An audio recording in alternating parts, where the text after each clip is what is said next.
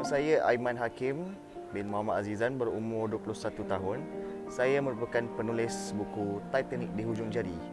Si pelik kan kenapa Titanic menjadi tajuk kepada buku saya.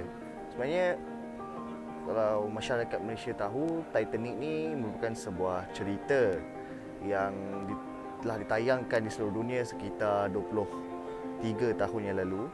Jadi apa yang kita tengok cerita Titanic, Jack and Rose dan sebagainya itu hanyalah sekadar fiksyen. Tetapi kisah tragedi sebenar Titanic ni dia lagi dahsyat daripada cerita Titanic yang ditayangkan, yang diarahkan oleh James Cameron sendiri. Kemalangan Titanic ni bukan hanya sekadar kemalangan yang biasa. Kemalangan Titanic merupakan kejadian maritim terteruk pada masa aman, yang maksudnya bukan dalam keadaan perang sebagainya. Dengan kalau jumlah tragedi Titanic lebih kurang 1,517 orang daripada 2,224, yang mana angka itu adalah besar kerana ia berlaku di zaman tiada perang. Kalau zaman perang itu angka yang biasa.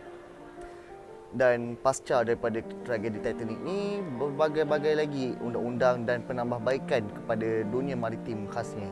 Jadi bila saya buat kajian pasal Titanic, tak ada sebarang buku bahasa Melayu yang menceritakan pasal Titanic. Jadi saya mula mendapat ilham dan mula menulis buku pertama Titanic yang menghimpunkan kisah-kisah sebenar apa yang terjadi terhadap kapal itu.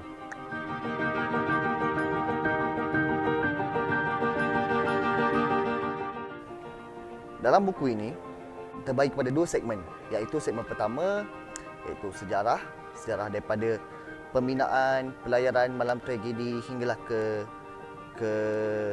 apa yang berlaku selepas itu. Manakala segmen yang kedua ialah fakta-fakta berkaitan Titanic, terutamanya membedah konspirasi yang melibatkan Titanic. Kata kononnya Titanic ni dibina untuk membunuh 3 orang, Titanic ialah agenda puak-puak tertentu, dan buku ini juga menjelaskan bahawa Titanic bukanlah sebuah agenda terancang ataupun rancangan dan sebagainya oleh puak-puak yang mengatakan sedemikian.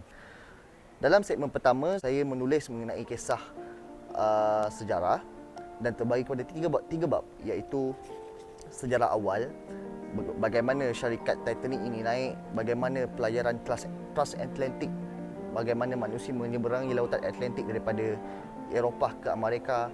Dan segmen yang kedua ialah suasana di atas kapal, yang mana apa yang mereka buat time tu, apa yang aktiviti sosial yang mereka lakukan.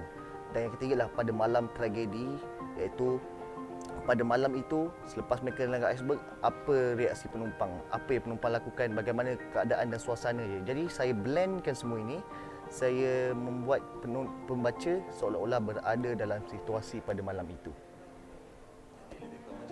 Waktu saya sedang mencari sumber-sumber untuk menulis buku ini, saya telah sempat pergi ke United Kingdom di London, dan alhamdulillah saya berjaya mendapatkan sumber 2-3 buah buku di sana, dan juga saya juga berkesempatan untuk mengunjungi Museum Maritim di Greenwich dan juga Taman Peringatan Titanic. Kalau nak pergi tempat asal dia, nantilah, mungkin 2-3 tahun lagi.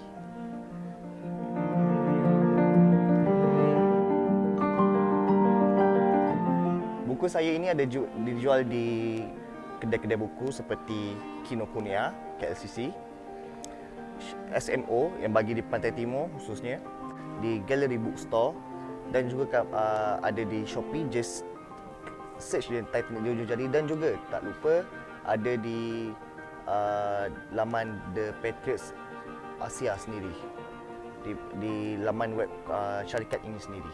Jadi buku ini berharga RM28 dan mempunyai sebanyak 238 muka surat.